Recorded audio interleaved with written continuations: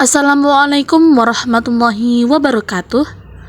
Baik, sebelumnya saya berterima kasih kepada Bapak Badrun selaku pengampu mata kuliah evaluasi dan hasil pembelajaran.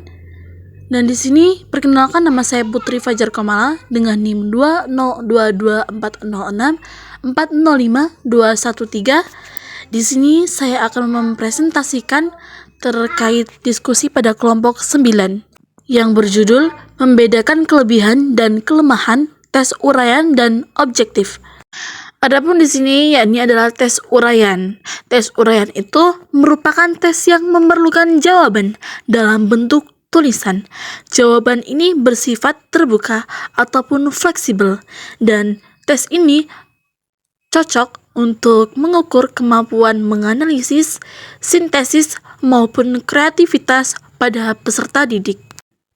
Adapun kelebihan maupun kelemahan dalam tes uraian, dan di sini kelebihan yang pertama adalah mampu mengukur kemampuan berpikir tingkat tinggi. Yang kedua, memberi peserta tes kebebasan dalam mengembangkan ide. Yang ketiga, mendorong pemahaman yang lebih dalam, dan lain-lainnya.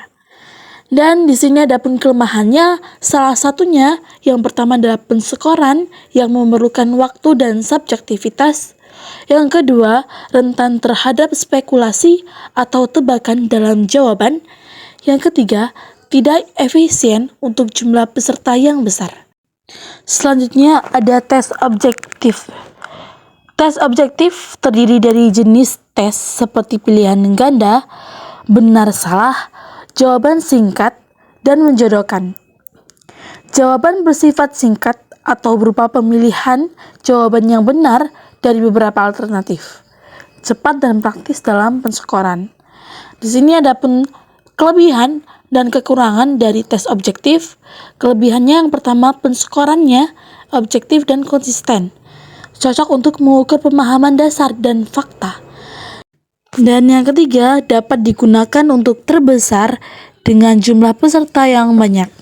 Dan kekurangannya yang pertama adalah cenderung mengukur hafalan dan ingatan daripada pemahaman mendalam. Yang kedua, keterbatasan dalam mengukur kemampuan analisis dan sintesis. Yang ketiga, adanya peluang untuk menebak jawaban yang benar. Selanjutnya jenis tes objektif. Dan yang pertama ada pilihan ganda. Nah, di mana pilihan ganda ini terdapat pilihan A, B, C, dan D. Tes isian, tes benar atau salah, tes menjodohkan.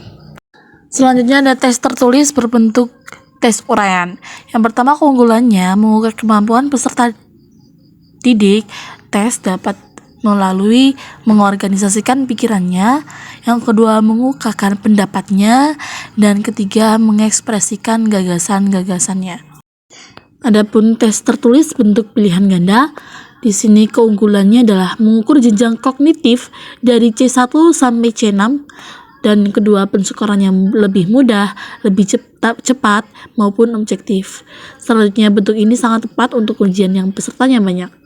Nah, keterbatasannya membutuhkan waktu yang lama untuk menyusun soal, sulit membuat pengecoh yang homogen dan berfungsi, terdapat peluang untuk menebak kunci jawaban.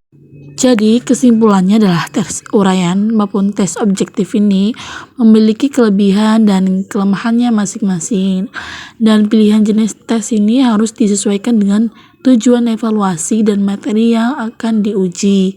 Kombinasi keduanya dapat memberikan gambaran evaluasi yang lebih komprehensif. Demikian yang dapat saya sampaikan, kurang lebih saya minta maaf dan kepada Allah saya mohon ampun.